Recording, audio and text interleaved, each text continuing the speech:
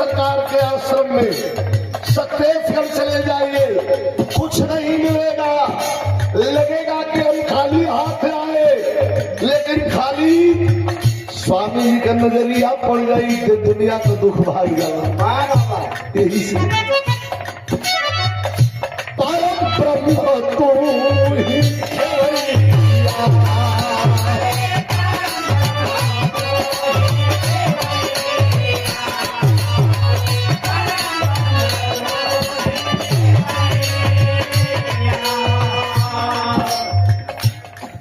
सुनार आरत से रामचंद्र यादव जी पुरस्कार प्रदान करिए। एकदम भजन पहले डोले के ना भैया डोले भैया के हमारे प्रणाम।